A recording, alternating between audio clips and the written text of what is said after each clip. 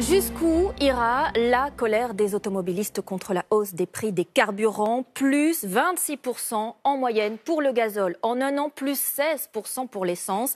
La grogne monte et s'organise. Il y a d'un côté une pétition qui engrange des milliers de signatures, de l'autre une manifestation qui se prépare pour le 17 novembre prochain et à laquelle les routiers et les travaux publics devraient participer.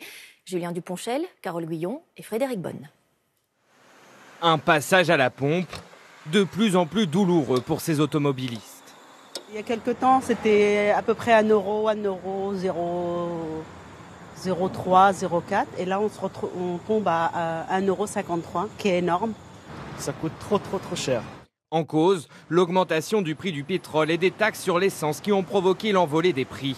Plus 16% en un an pour le samplon 95, soit 1,56 € le litre en moyenne, et plus 26% pour le gazole, soit 1,52 €. Une pétition a été lancée sur Internet pour protester contre ces hausses, plus de 176 000 signatures en quelques jours. À l'origine de cette pétition, cet automobiliste excédé de payer toujours plus. L'objectif, c'est que la politique d'augmentation des taxes, elle soit stoppée complètement et revue à la baisse, qu'on nous apporte des réponses sur ce que financent ces taxes. Une grogne partagée par certains professionnels. Face à la flambée des prix, ce transporteur routier près de Marseille a déjà dû adapter son activité. Il a diminué ses zones de livraison pour limiter les coûts liés au carburant.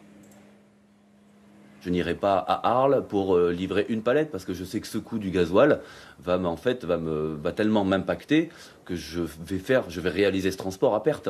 Donc en fait, je n'irai pas à 100 km, je vais essayer de travailler plutôt sur une zone réduite. Les professionnels du BTP, de leur côté, ont mis en place plusieurs barrages filtrants, comme ici près de Dijon au début de la semaine. Ils redoutent une perte de leur chiffre d'affaires.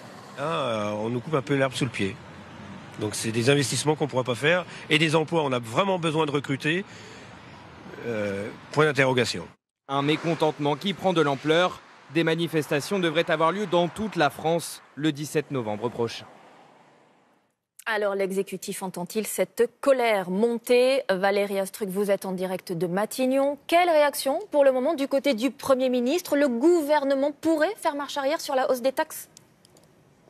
Eh bien, la réponse de l'exécutif est très claire. On n'assume pas de marche arrière. On veut changer de modèle en incitant les Français à consommer moins d'essence, un peu comme le 80 km/h.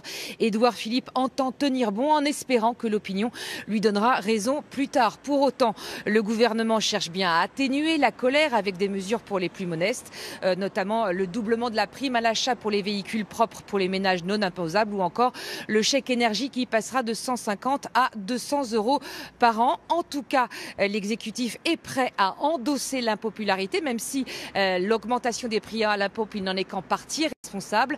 Objectif, gagner la bataille de l'écologie et rester fidèle, rappelle-t-on, aux engagements de Nicolas Hulot.